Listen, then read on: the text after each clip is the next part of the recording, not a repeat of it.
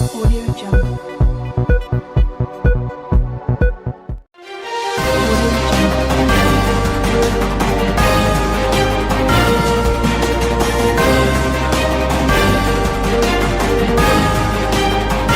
Jungle.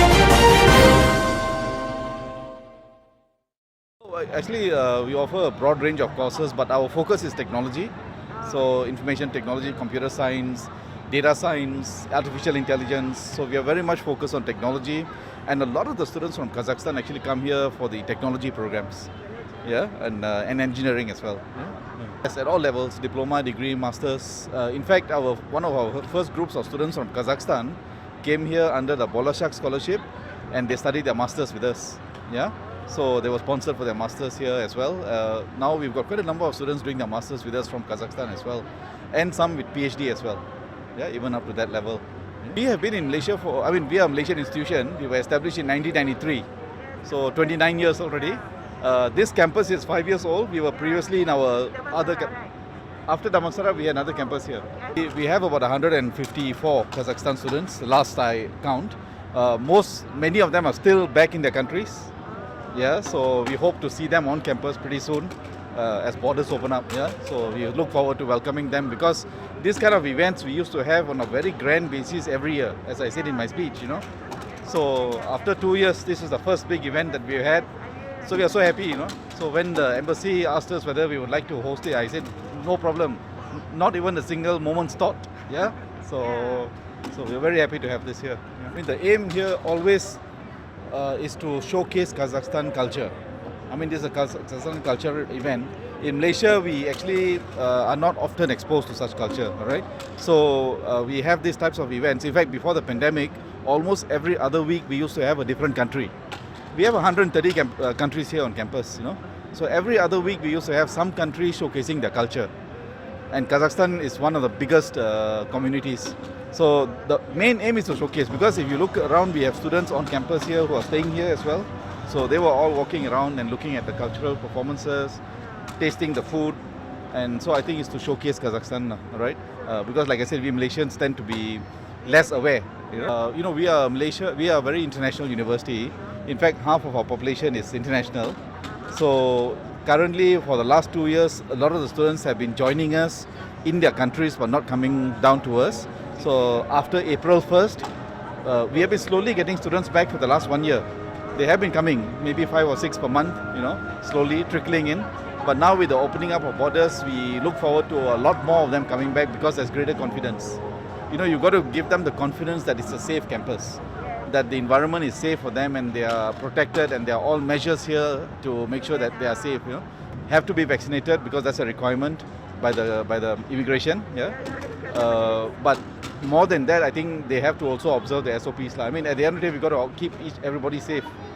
So far it's been very safe. We've had very, very few students who have been infected, and if those infected also very mild. Right, so it's a very safe environment now for students. Yeah? The things we did is, immediately on March 18, 2020, we told our staff, you got to now continue your studies, because we didn't stop teaching.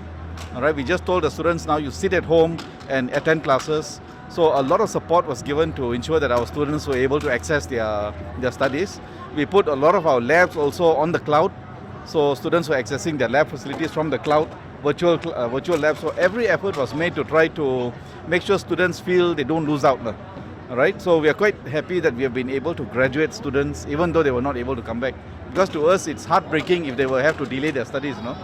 So they have been finishing, they have been graduating, and so far, thank God, it's all been going well. But now our challenge is bring them back to campus. So although the campus is open, we get about 30-40% of students coming back.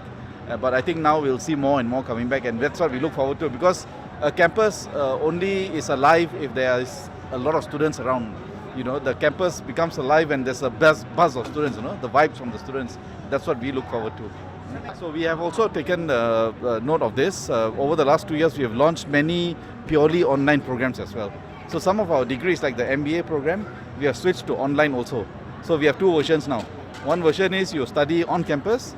The other version is you can study purely online. All right. So now students have the option. They also have the options of both.